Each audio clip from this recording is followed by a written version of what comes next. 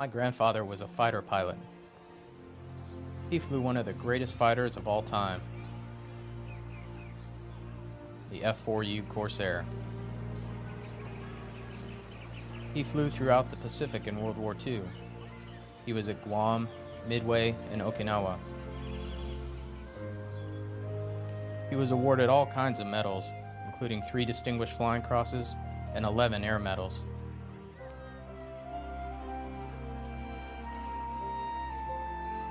When I was a kid, I thought he must have won the war all by himself.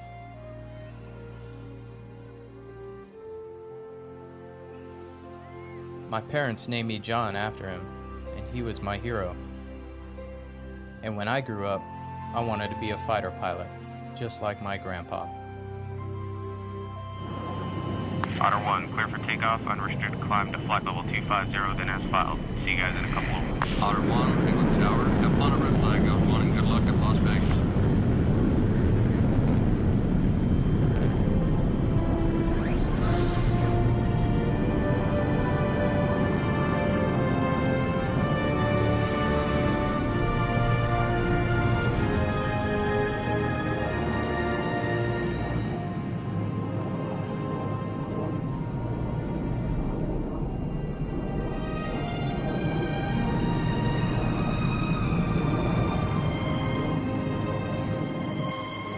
Otter 1, Miami Center. Contact Houston Center, 238.5. Otter 1, heads up traffic, 350, 6 miles, 22,000 feet eastbound.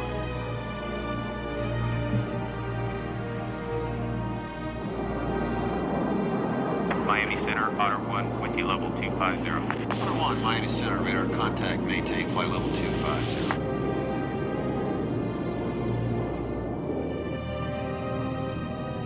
As a young guy out of flight school, flying the most powerful fighter ever built, it's hard not to think of yourself as pretty cool, and I did.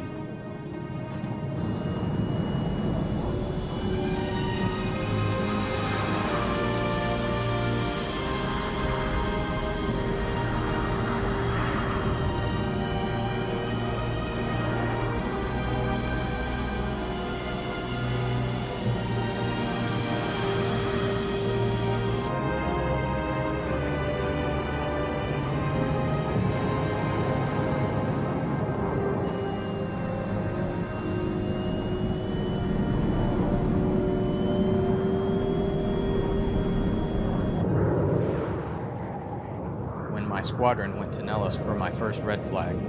I was excited for sure, but I'll tell you, I was a little nervous about what I was getting into. Otter 1 is clear to land, runway 21 right. Looking forward to being here at red flag. Otter 1, Nellis Tower, copy gear down.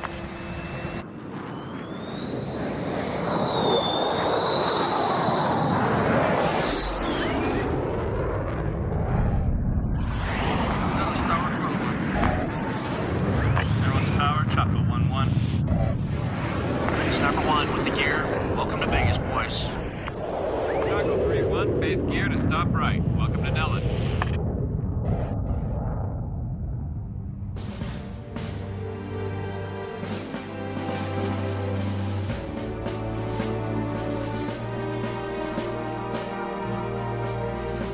Here at Nellis Air Force Base in Nevada, 128 aircraft from 6 countries have assembled for the largest air combat exercises in the world.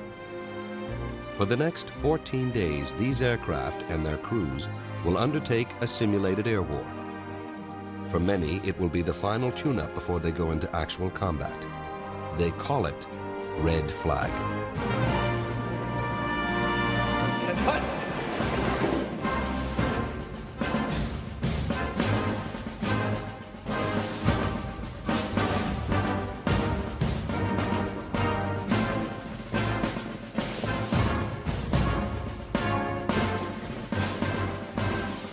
Take your seats. Ladies and gentlemen, good morning. To our American pilots and crews, and especially to our allied partners, I'd like to be the first to welcome you to Red Flag. Nations from around the world are gathered here today, including countries from Germany with their Tornadoes, Italy with their F-16. Here I was, surrounded by the best fighter pilots in the world.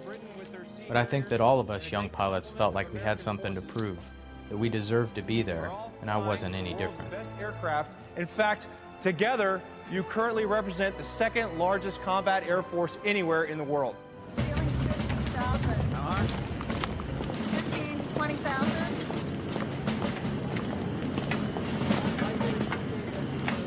On the first morning of Red Flag, the Nellis flight line prepares to launch an enormous international armada of aircraft, all in about 20 minutes. There are 22 F-15 Eagles, representing 4 American squadrons. They are considered by many to be the greatest fighter aircraft ever built. The Germans have brought 8 of their European-built Tornadoes. The Canadians, the multi-role F-18 Hornet, arriving from Alberta in Quebec. The British Royal Navy has flown in their famous Harrier jump jets. Iron 3-1 information. Alpha is current. Runway 3 left. Okay, lass mir die Karte nehmen. Jawohl. Represented here are not just the best pilots and aircraft, but the finest ground crews from each country.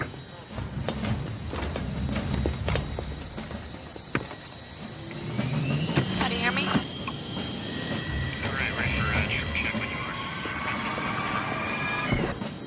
For most personnel, this will be their first opportunity to compare themselves with other squadrons from across the United States and around the world.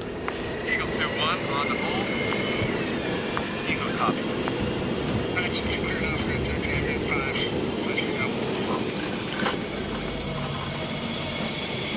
Sniper 1 confirmed.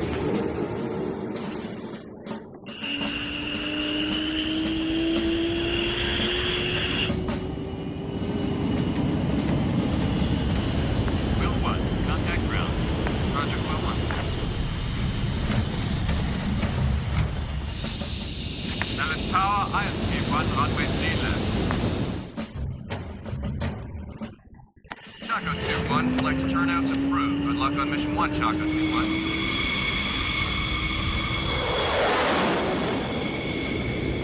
Nellis Tower, IS-11, roger, thanks.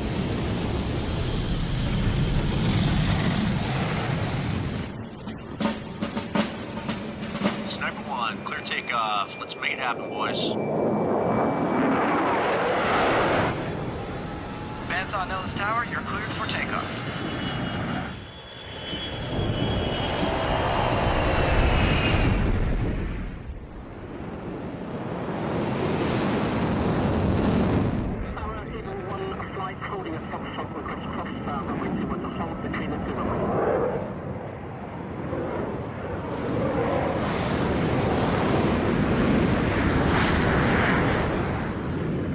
Chaco 2-1, Nellis Tower, unrestricted climb approved. Contact bandsaw at 3584. Tower, Chaco 2-1, copy.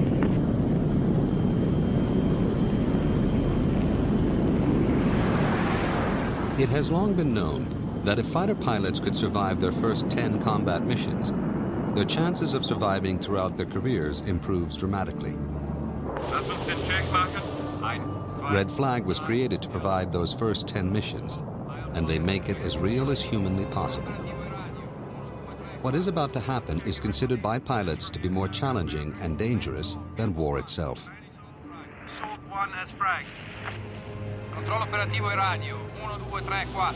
Ok, les gars, on va faire la vérification de la radio. 1, 2, 3. A ghostly B-2 heavy bomber floats toward the battlefield. Their job is to destroy the ground-based missile launchers before the enemy is even aware of the coming battle. A pair of stealth F-117s follow close behind. B-1s have arrived from an undisclosed distant location to provide additional bomber support if necessary.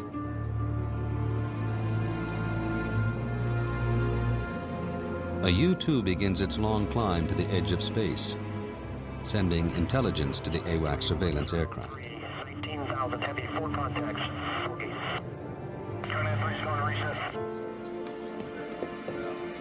On board the AWACS is Air Boss Major Rob Novotny. He will monitor the air war about to take place. AWACS crews use inputs from space systems and radar to understand the battle situation.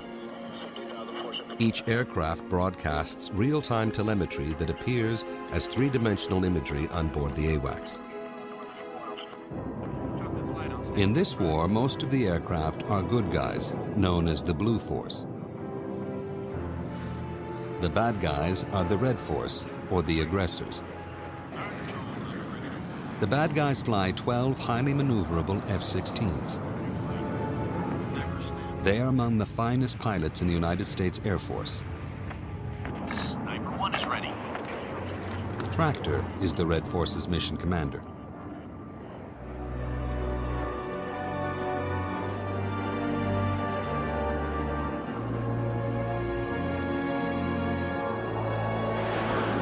For most of the pilots, red flag is their first taste of an air battle on a massive scale.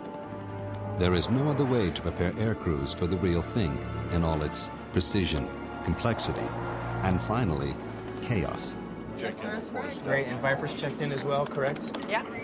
Talk to me about the strike package here. What are you showing? We've got Viper Flight of 2 established in the north. Right. Eagle Flight established in the south. The green guys right there, are those the Canadians? Again, we got Canadians or the orange guys I up to the thought the north. British were the orange guys and the green guys were the Canadians. Is that we had checked? Negative. British are green, Canadians are orange. Okay, you're saying.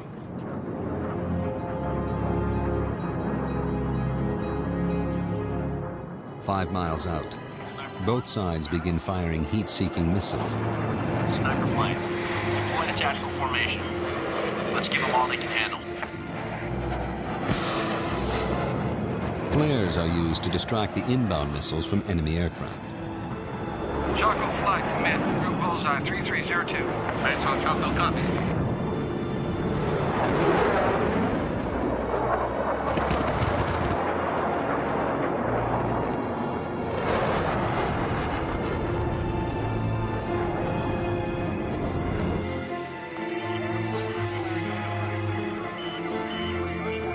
As planes are hit and declared killed, they turn white on the Naxos screen. The good guys then must disengage and return to base. The aggressors get to regenerate and return to the fight.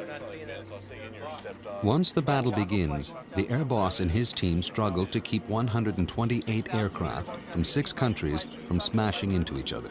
You see here, Viper flights northbound at 6,000. You need to get on the phone right now. Get Viper and Choco moving. They're going to hit.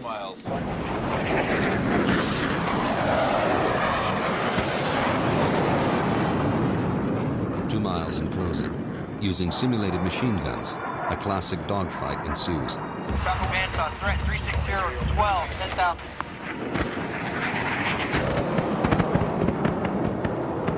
Sniper 1's Tally 2 ship off my nose.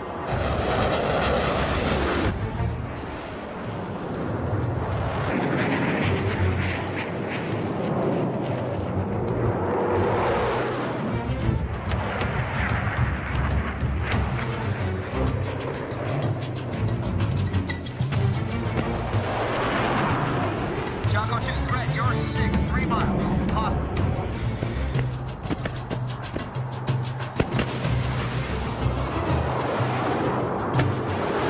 Sniper 1, they're giving me a good fight.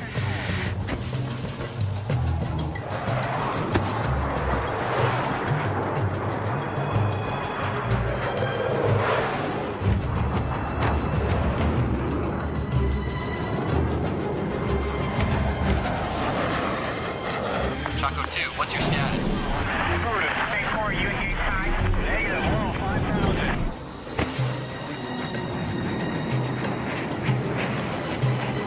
Choco 2 is defensive.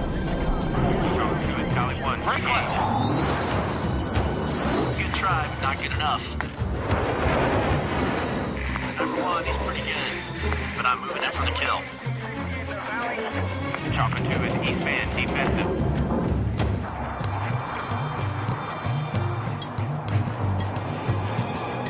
Sniper 1, targeted there. I'm moving in for guns. Choco 2's engaged the cruiser. Choco 2 press. I've got shots in the air.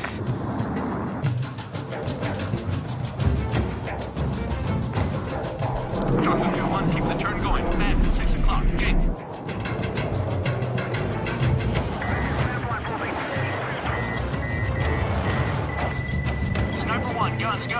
us.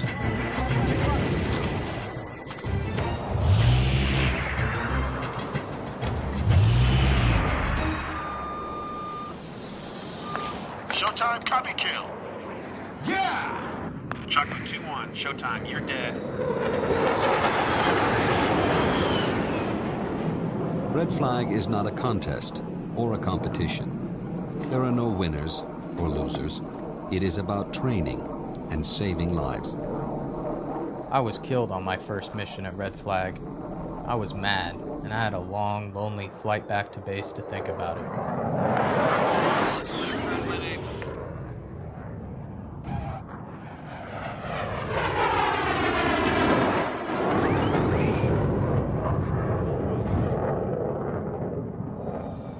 The commanders walk a very fine line. In order to save lives in real combat, they are forced to take very real risks in training. They are pushing the limits in a controlled environment. However, what I want to do is not talk about the ingress routes. I want to talk about instead a near mid-air collision that we had up here in the EC West area. Chaco 1 flight, you briefed us earlier today that you were going to maintain your route unless you deviated up here to the north. Nobody knew about it because you failed to communicate your change in flight path. As a result of that, 8 people nearly lost their lives today at Red Flag. Don't let it happen again. The range restrictions for today's sortie remain unchanged. EC East West, the 70 series ranges, you're cleared supersonic down. My fears of screwing up single-handedly were largely unfounded. We all made mistakes, and we knew we had to fix them if we wanted to get through the next 2 weeks. Regardless of its intentional or unintentional.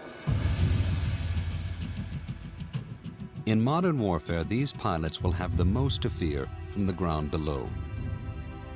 Surface-to-air missiles, fired from every conceivable platform, have proliferated by the millions worldwide. Radar. Here we have the SA-13, and this radar is the snapshot radar. Next to, on the other side, we have They call it the Threat Center. Equipped entirely with enemy weapons, it is based on the same principle used in science museums. If visitors can get their hands on the exhibits, it's a more effective learning experience. You have one that does the driving, you have a second one up at the top that operates a 90mm gun. Pilots call it the petting zoo. Some guys got a big kick out of it and would go back and play around again and again. But I didn't see much value in it, at least at the time. It has a vertical range of 49,000 feet and a horizontal range of about 69,000 feet. It fires 15 rounds per minute, each round weighing about 30. I don't think we appreciated the efforts of the intelligence people as much as we should have. It's not until much later, when the missiles start flying around your ears, and you think, I should have listened a little more when they were talking about this stuff. Well, it's cannon. Now you have the gunner sitting in the front and the pilot behind him. The gunner is responsible for all the weapons. The only weapon that the pilot can control is the front gun.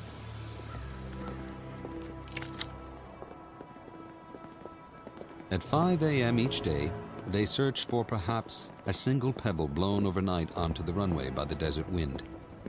One tiny pebble that otherwise might get sucked into an aircraft's engine. It's quite possible for a crew to lose both their aircraft and their lives before even leaving the ground.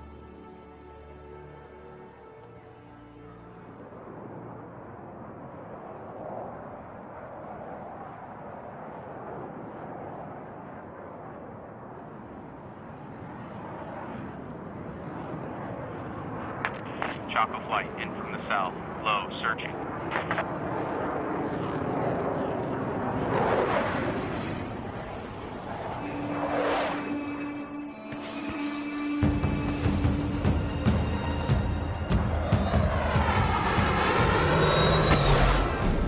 .600 miles an hour, under the radar, hugging the rocks, and at the same time, you're trying to outthink and outfly the enemy. Make a mistake down low, smack right into the rocks.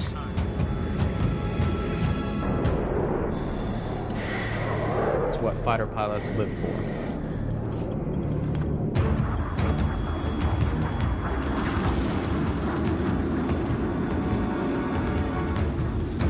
Radar contact. Enemy forces 10 miles south. Chaco 1, copies. We're southbound.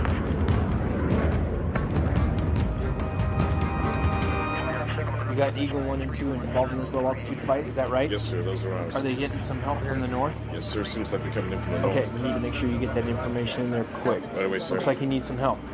Chalco 1 and 2 in from the north. Chalco 2, Tally 2, left 10 o'clock, 3 miles.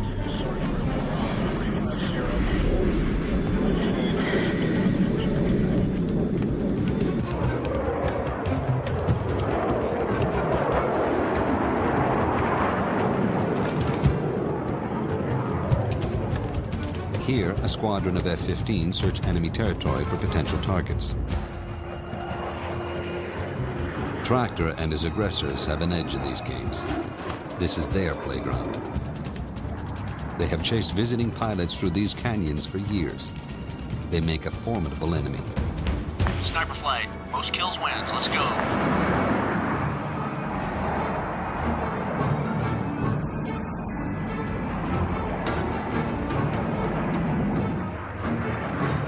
The object is to get the enemy in front of you, while at the same time watching your backside. And then get as close as possible before being detected.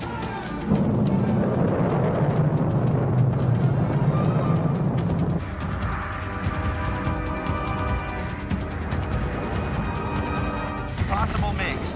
Chalco 1's engaged. I'm taking it low.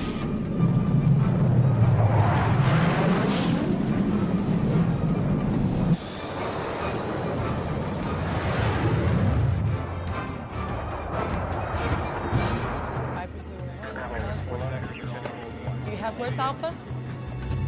Cowboy 1-1 with Alpha. The pilot in front has few options.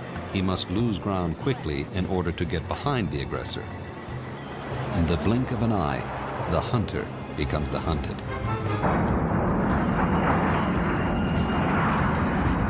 Naval missiles, bandit flaring. Mark 1 snapped. Sniper 2 spiked. They're targeting me.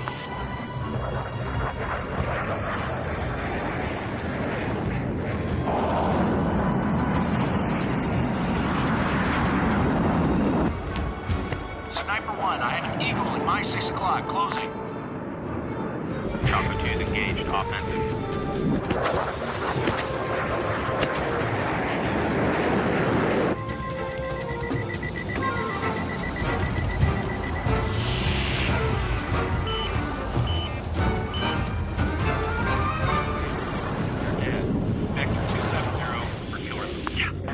Chalco, nice move.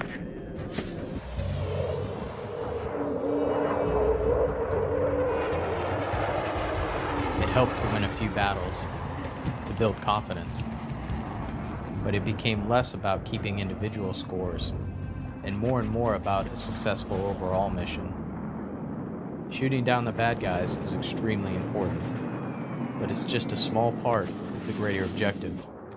If the bombs don't hit their targets, none of us has accomplished our mission.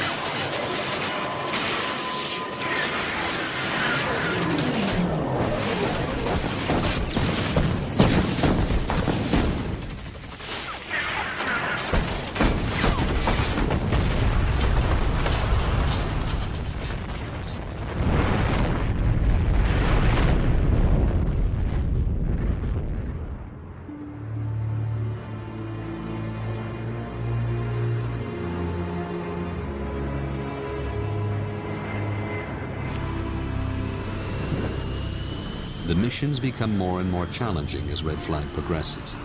Combat periods are extended in length and intensity, and exhausted pilots are often required to refuel their aircraft simply to make it back to base.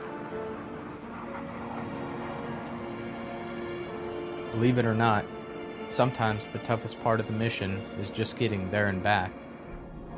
Refueling is one of the most challenging skills to master. It can be a serious situation if you can't take on fuel. In real combat, if you run out of gas and have to eject, you risk being captured.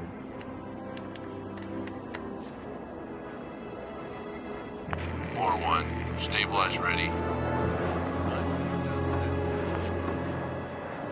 Hammer 1 looking for 100,000 pounds. Red 5-1, clear to contact. Roger. Red 5-1, contact. There is no margin for error. If a pilot takes too long connecting with the fuel boom, he or she may endanger the lives of pilots at the end of the line.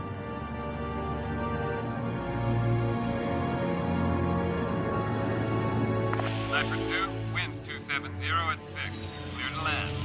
Geared out, field in sight.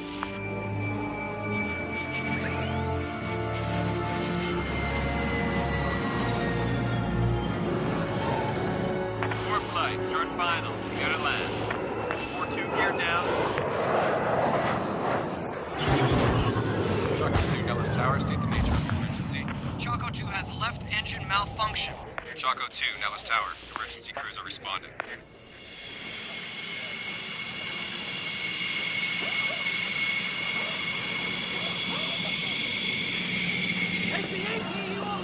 Low-level flying is particularly hard on fighter aircraft. Engines suck in dust and even birds. Because squadrons are visiting from around the world, there are rarely spare aircraft in case of mechanical problems. Ground crews are put under intense pressure to keep their aircraft flying.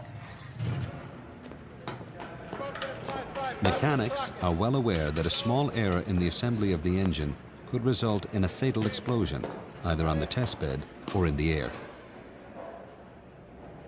Alrighty, going up to max. Go ahead, keep an eye on it.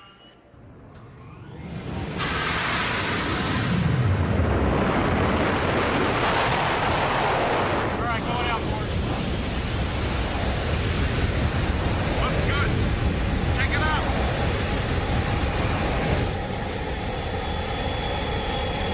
Alright, you're next. We got back.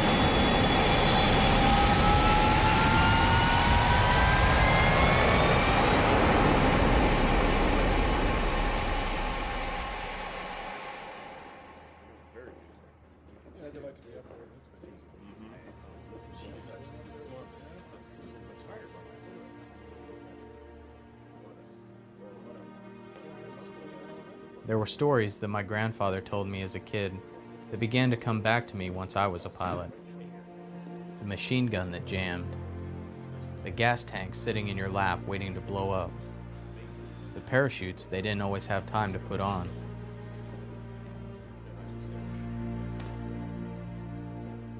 I remember he said they were more proud of the bullet holes in their aircraft than they were of their medals.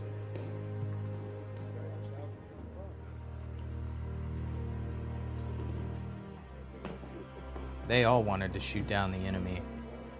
But I think my grandfather changed his views as he got older. Look at this. He admired the young enemy pilots and their incredible bravery. I remember he spoke of them with respect.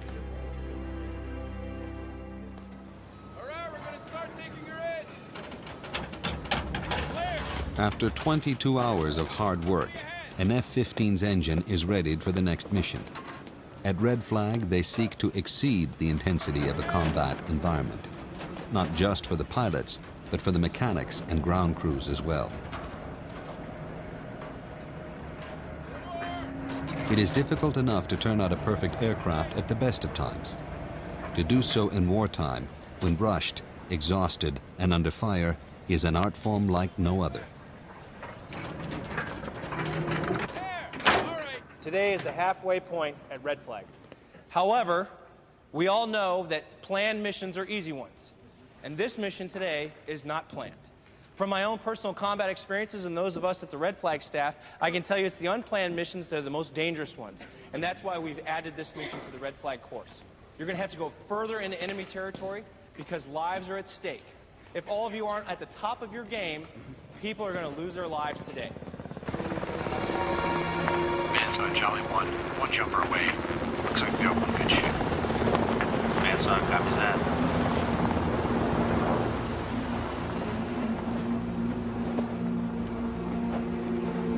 Ladies and gentlemen, I've just been told that we've lost an aircraft and we have a pilot on the ground. We know his general location, however, he's on the move. And the reason he's on the move is right here. The enemy is doing everything they can to capture him.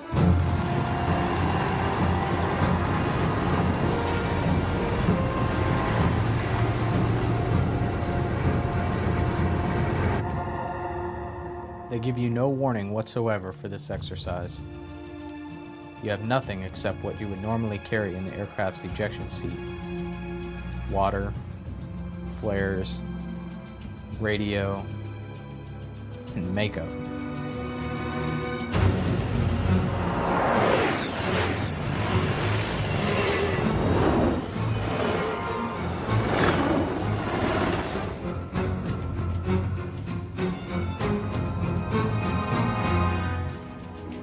In this exercise, the commander can communicate via satellite with a downed pilot.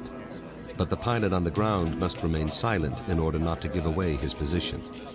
Speaking in coded language, he warns the pilot of the approaching danger from both the ground and the air. Tell your man to get down now. He needs to take cover. Seek conceal. 951, enemy helo south of your position. Pull up now.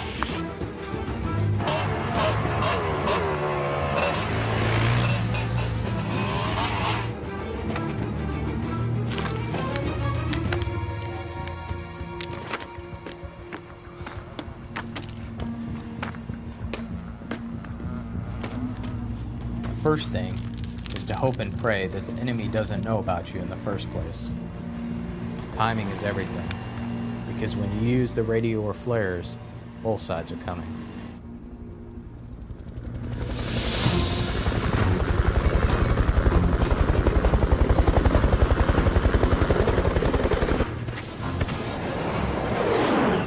Snake 2 more egressing north. Abort the capture.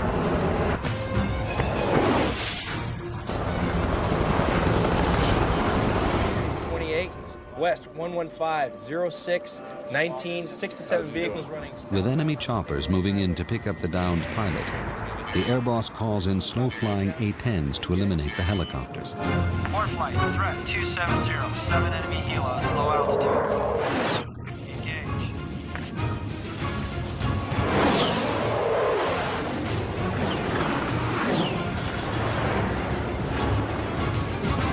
And snake flight, abort, abort, abort.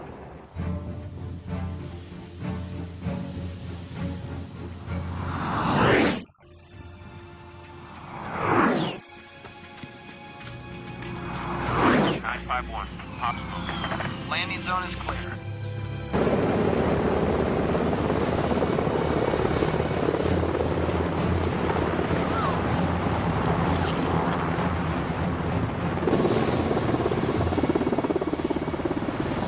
When they came to pick me up, I wasn't completely sure if they were the good guys or not.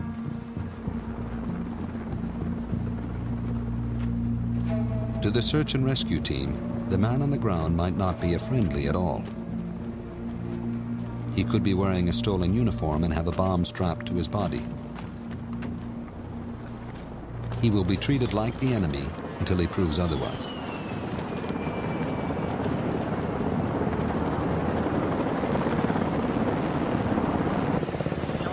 I really thought the search and rescue was going to be silly. But when I saw the PJs were training in earnest, that they were fully prepared to do it for real, to risk their lives for someone they didn't even know, I was truly humbled. All Jollies, excellent work. Return to base. Advise if medics required. 91 copies.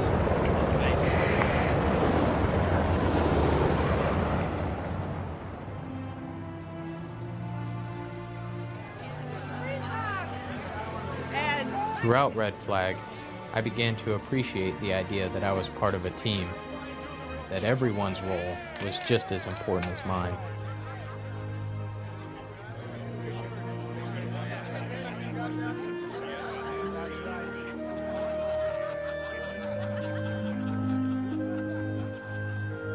My grandfather didn't talk much about himself, But he did talk about the friends he made. Ground crews, mechanics, other pilots.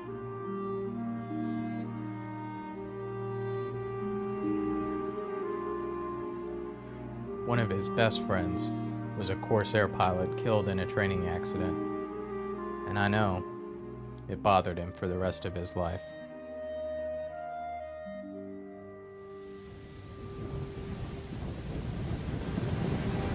Throughout the history of air combat, countless air crews have successfully brought their battle-damaged aircraft home only to die on the runway a few feet and a few moments from rescue.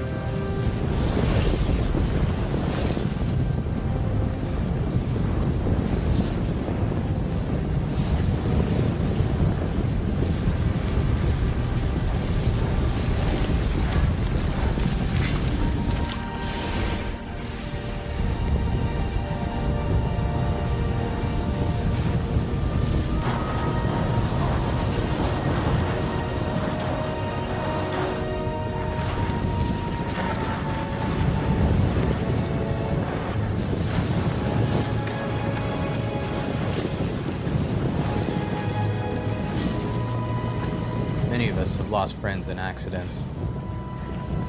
It's a lot safer than it used to be, but it's still a dangerous business.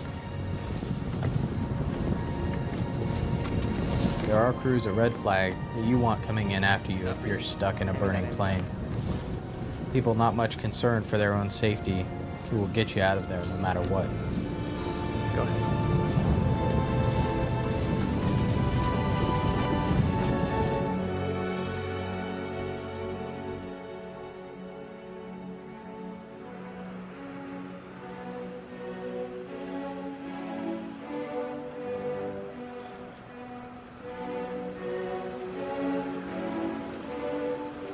Approaching the final missions of a Red Flag, the dummy weapons are traded for the real thing.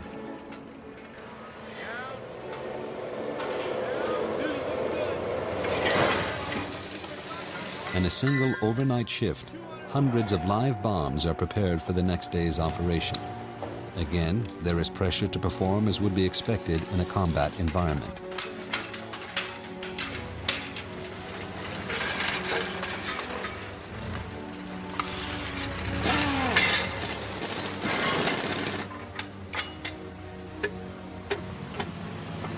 They work quickly, but with great care.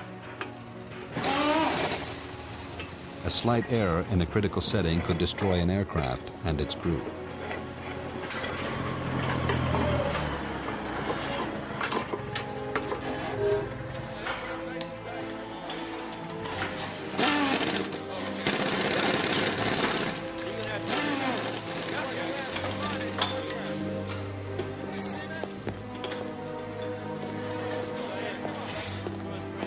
There are risks for the bomb builders as well.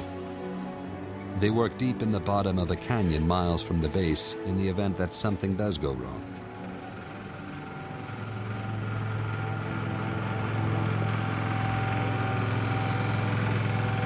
What I'm about to show you is the enemy's last attempt to fortify their frontline forces.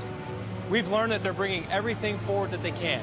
Surface-to-surface rockets, tanks, and anti-aircraft guns. Everything we've done to this point has been for training. Today, we're going to do it for real. And we're going to give them everything that we've got.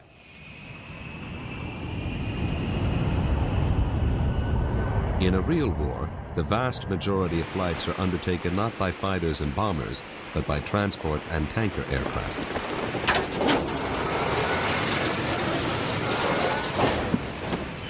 At Red Flag, a giant C-17 using GPS navigation practices precision dropping of humanitarian supplies.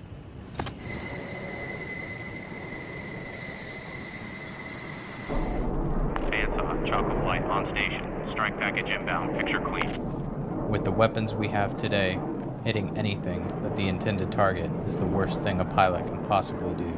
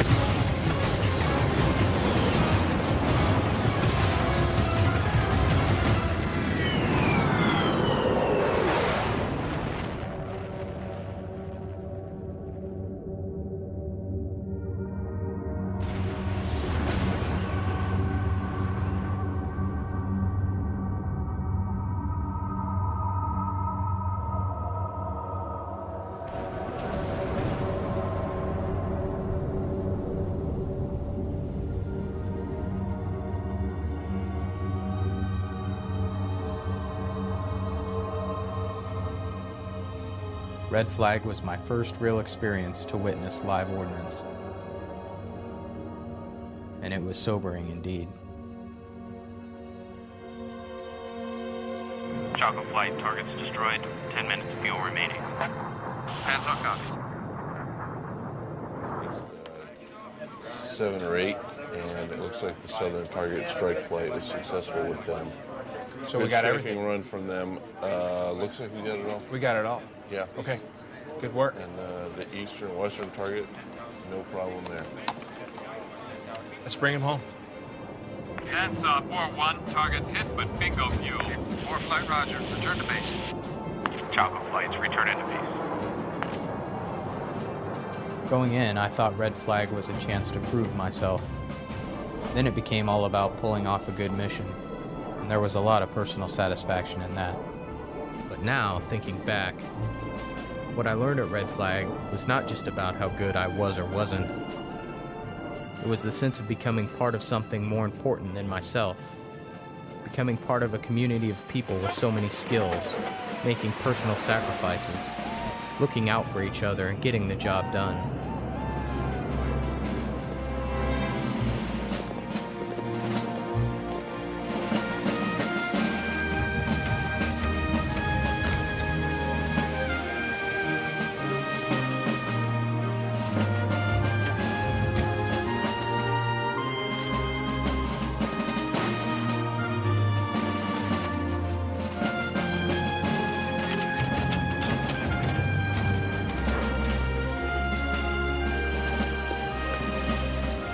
I made friends with pilots and crews from all over the States and around the world. Brits, Canadians, Germans, Aussies.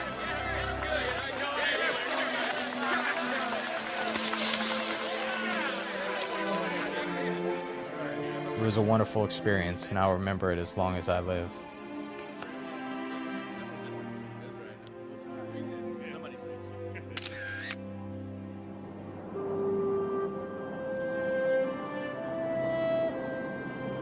I've been lucky to have many great wingmen to watch over me. But there is one who's been with me the longest. And to me, he remains the greatest hero of them all.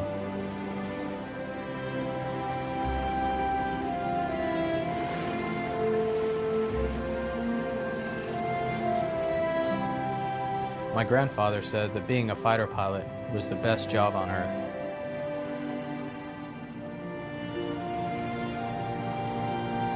He also said that going to war was worse than anything I could possibly imagine. I would have to say that he was right on both counts.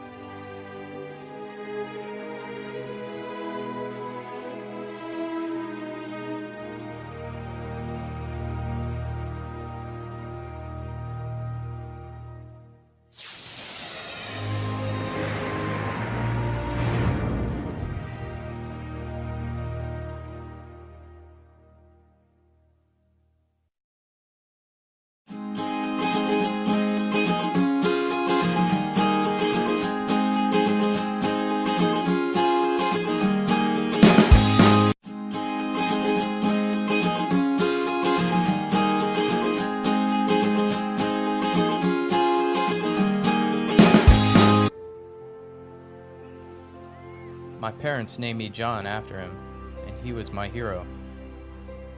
And when I grew up, I wanted to be a fighter pilot, just like my grandpa. Otter 1, clear for takeoff, unrestricted climb to flight level 250, then as filed. See you guys in a couple of... Otter 1, England Tower, have fun at Red Flag, Otter 1, and good luck at Las Vegas.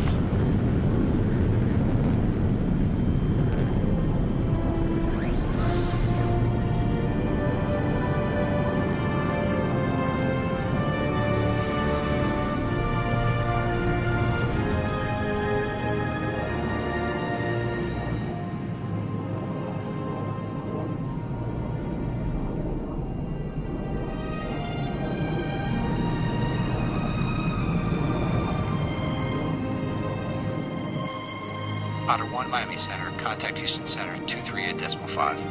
Otter 1, heads up traffic, 350, 6 miles, 22,000 feet eastbound.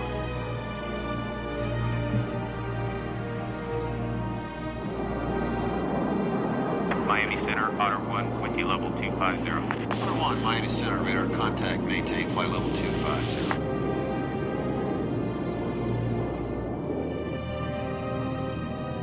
As a young guy out of flight school, flying the most powerful fighter ever built, it's hard not to think of yourself as pretty cool, and I did. 28 aircraft from 6 countries have assembled for the largest air combat exercises in the world. For the next 14 days, these aircraft and their crews will undertake a simulated air war. For many, it will be the final tune-up before they go into actual combat. They call it Red Flag.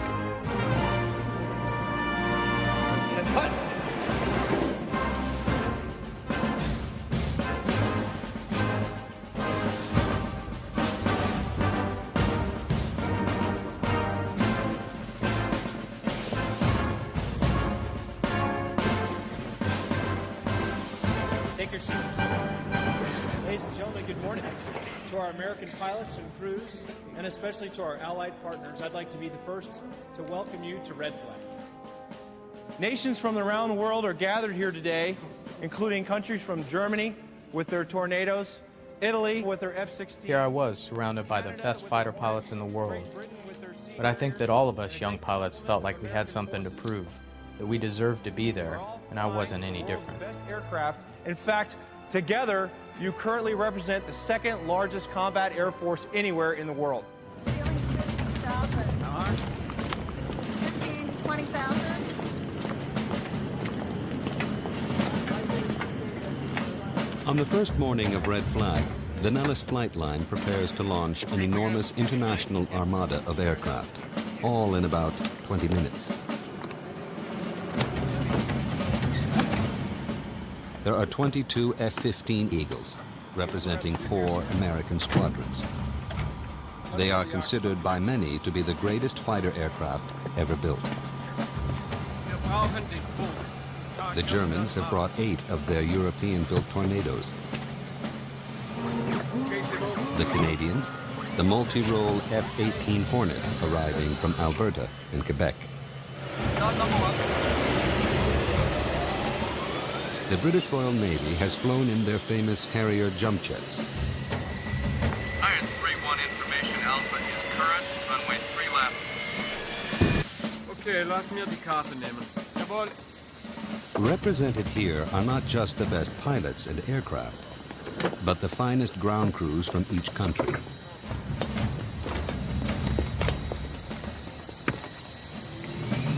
How do you hear me?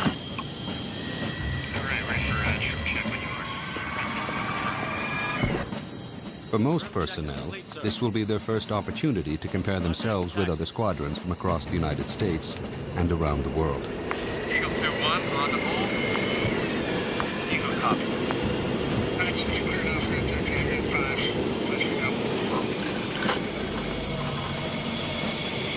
Sniper 1 confirmed.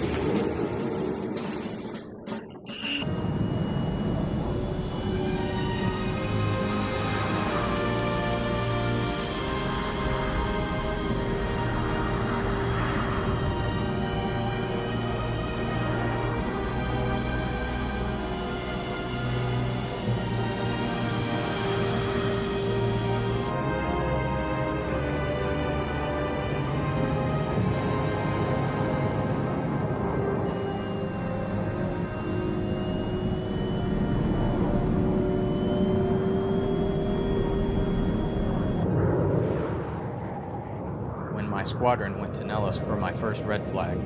I was excited for sure, but I'll tell you, I was a little nervous about what I was getting into. Otter 1 is clear to land, runway 21 right. Looking forward to being here at red flag. Otter 1, Nellis Tower, copy gear down.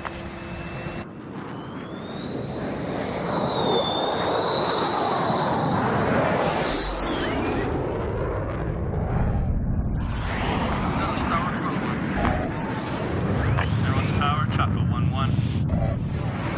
Sniper 1 with the gear. Welcome to Vegas, boys. Chaco 3-1, base gear to stop right. Welcome to Nellis.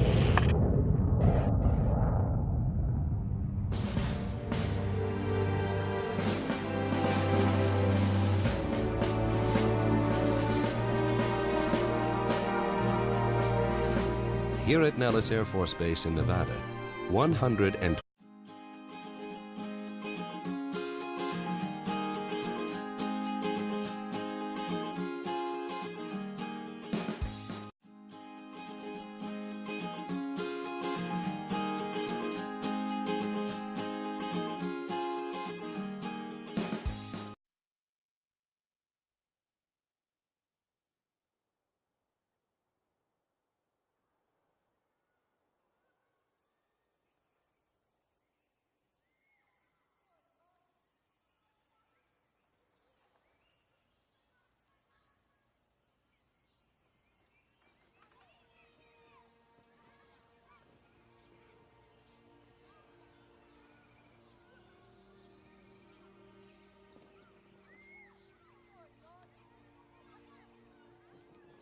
My grandfather was a fighter pilot.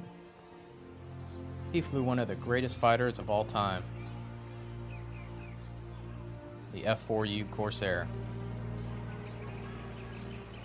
He flew throughout the Pacific in World War II. He was at Guam, Midway, and Okinawa. He was awarded all kinds of medals, including 3 Distinguished Flying Crosses and 11 Air Medals.